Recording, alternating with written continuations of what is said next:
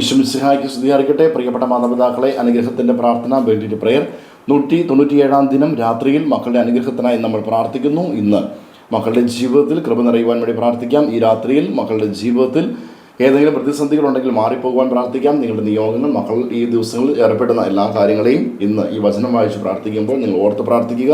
മക്കളെ അനുഗ്രഹിച്ച് പ്രാർത്ഥിക്കുക. ഈശോയെ ഞങ്ങളുടെ മക്കളെ തുടരണമേ എന്ന് നമുക്ക് ഒരുമിച്ച് പ്രാർത്ഥിക്കാം. സുഭാഷിതങ്ങൾ 10:29 വചനം പറയുന്നു, സത്യസന്ധമായി പെരുമാറുന്നവന് കർത്താവ് ഉറപ്പുള്ള കോട്ടയാണ്. പ്രിയപ്പെട്ട മാതാപിതാക്കളെ, സത്യസന്ധതയോട് ജീവിക്കുവാൻ, നീതിയിലും സത്യത്തിലും നിഷ്ഠയിലും ജീവിക്കുവാൻ കൃപയ്ക്ക് വേണ്ടി പ്രാർത്ഥിക്കാം. കള്ളത്തരം ചെയ്യാതെ, ലോകത്തിൽ പ്രതിബന്ധങ്ങൾ വന്നാലും തടസ്സങ്ങളുണ്ടായാലും ഏത് പ്രതിസന്ധിയിലാകട്ടെ സത്യം മുറുകെ പിടിക്കും.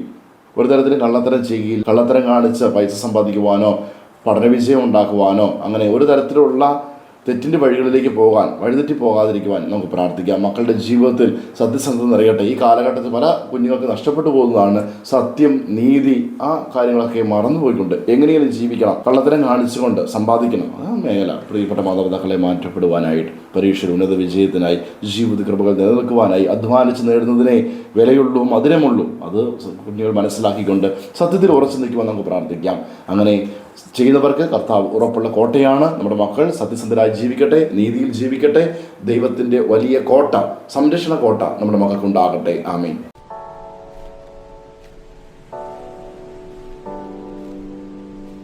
മാതാപിതാക്കളെ, ഈ സമയം നമ്മുടെ മക്കളെ ഈശോയുടെ കരങ്ങളിലേക്ക് സമർപ്പിച്ച് അനുഗ്രഹിച്ച് പ്രാർത്ഥിക്കാം. മക്കൾ അടുത്തുണ്ടെങ്കിൽ അവരുടെ ശിരസിൽ കൈവച്ചും അതിന് സാധിക്കാത്ത പക്ഷം അവരെ മനസ്സിലോർത്ത് അവരുടെ പേര് പറഞ്ഞ് നമുക്ക് പ്രാർത്ഥിക്കാം.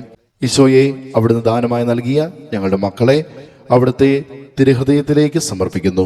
പിതാവിൻ്റെയും പുത്രൻ്റെയും പരിശുദ്ധാത്മാവിൻ്റെയും നാമത്തിൽ അപ്പനായ അമ്മയായ ഞാൻ എൻ്റെ മകനെ, എൻ്റെ മകളെ അനുഗ്രഹിക്കുന്നു. കർത്താവായ ഈശോയെ, ഞങ്ങളുടെ മക്കൾ സത്യസന്ധയോടെ ജീവിച്ച് ഈശോയെ അവിടുത്തെ കൃപ നേടി ദൈവിക കോട്ടയ്ക്കുള്ളിൽ സുരക്ഷിതത്വം അനുഭവിക്കുവാൻ ഇടയാക്കണമേ എന്ന് ഞങ്ങൾ പ്രാർത്ഥിക്കുന്നു. അങ്ങനെ ഞങ്ങളുടെ മക്കളുടെ ജീവിതം കൃപയും നന്മയും മാതൃകയുമായി തീരട്ടെ. ആമീൻ. യേശുവേ നന്ദി. Hallelujah, hallelujah, hallelujah.